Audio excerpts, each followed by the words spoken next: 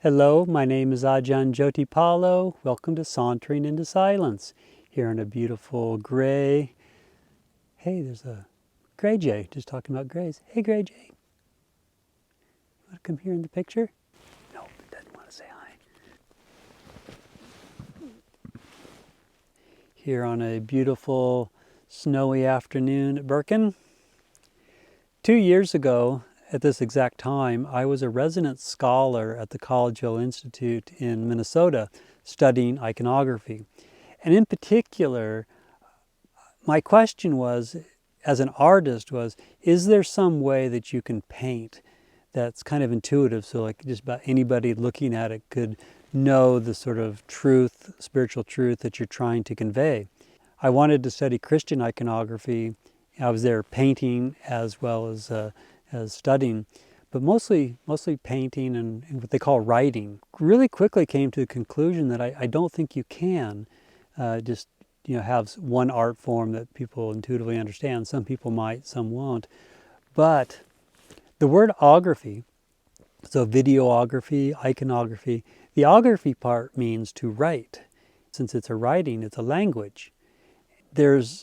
As I started reading more and understanding more about Christian icons, you see that it's this really rich language, and there's particular ways of how you paint and why you paint, why you write the way that you do. Actually tells the story. And if you want to see my eyes light up, get me talking about icons, because I really do think they're amazingly intricate and beautiful. I think for me, being a Westerner, being an artist, and being a monk, it's like, is there a way that you can incorporate all three of these, using art to tell a story, using art to teach about the Buddhist teachings?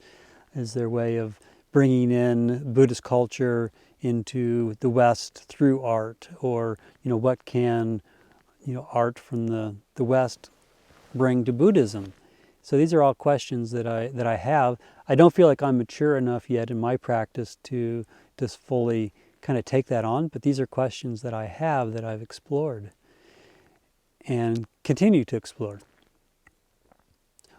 While I was at the Collegeville Institute, I was invited to St Olaf College to give a talk, and I met this Professor Justin Merritt.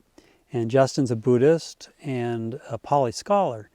And he had just finished writing a Buddhist cantata, a choral piece with an orchestra, and it's the Buddhist teachings. And he translated all of the various pieces that were performed, and I think there were over 20. And afterwards, he sent me the link to it, and I watched it. And I have to admit, like the very opening part, just taking refuge in the Buddha, I was just goosebumps all over me watching that. Seeing somebody else doing what I also have this vision of, how do you take Western culture, some good from that, and bring Buddhist influences into it. So I was really impressed that Justin was already doing this at an extremely professional level. Then when I was on my way up to here at Birken, I was for a short while at the Pacific Hermitage.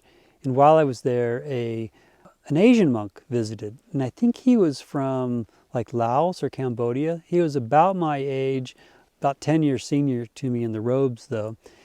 As we were showing him around the monastery, he made several comments about, things that were clearly Western. I can't remember what they were, but I got this sense that he was really intrigued about, bringing Buddhism into the West and how we had done that in certain ways. So after our meal, I showed him this little piece of called The Path. I looked over him and he was crying. And at first I was like, oh no, I hope I haven't offended him. But he was like, no, this is the most beautiful thing I've ever seen, was what he said. So I thought I would just share that story, and down below I'll post a link to this. I hope you enjoy it. Thanks for watching.